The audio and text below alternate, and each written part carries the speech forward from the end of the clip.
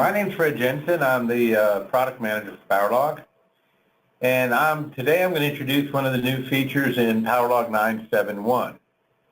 And that's the latest version of PowerLog. And I've got to say that I'm as excited about this release as I've ever been about a PowerLog release, because it's got some really exciting new features in it. And we're going to show one of them this morning. We're going to show one called window linking.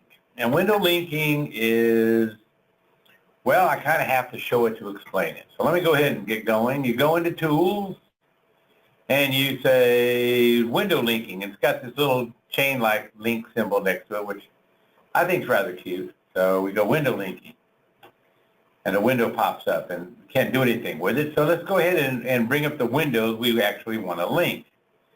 So let's bring up a log plot, and I'll drag it over to the side, and I'm going to need some room for what I'm trying to do here on one screen, so I will make it a little bit smaller over here and set it up. So there's a log plot, and we'll go ahead and bring up a cross plot. And these are the kinds of plots that you're going to want to have up regardless. If you're doing interpretation, you want your log plots up and your cross plots up, and you probably want your histograms up. And that looks good. And then let's bring up a processor, something that we want to do some interpretation with. So let's bring up Quick Look, because I run Quick Look on all the wells. I love Quick Look.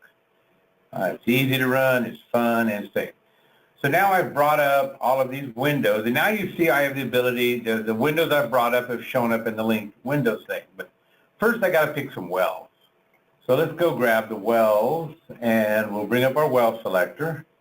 So now the first thing you'll note, those of you who are experienced PowerLog users, is that the well selector is different. It's actually better now. And you can do things like you can pick groups and have the list within the group, the wells within the group show up below. And that is just really nice. So that's one of the other new things in PowerLog 9.7.1. is a brand new well selector, and it's pretty cool. So let's just add these wells to the group and say OK. And now we've added these wells, and we're going to link these windows. And now you see we're showing the entire well from well top to well bottom, but I'm really not interested in that. So I'm going to change the interval on these wells, and I'm going to select all the wells. So I want the interval to be the same on all the wells. And I'm going to say I want to see the F1 zone, and I want to see the F2 zone. And those are the zones that we're interested in interpreting. Now, if you pick multiple zones, it can actually show the log plot across both zones and a little bit above and a little bit below, which is really nice and convenient for viewing. So now I've got all my windows set up the way I'm interested in setting them up. And I can start just playing around with them, and I can start scrolling. I can say, I want to see the next well. And the next well doesn't have a neutron. And I go, that's a problem. Next well. It doesn't have a neutron either. So I probably grabbed the wrong well list, but that's not a problem. I'm going to go ahead and select the wells. I'm going to remove all, make sure they all go away, select the wells, and this time I'm going to include a neutron curve, which I should have done the first time. These. Add, OK.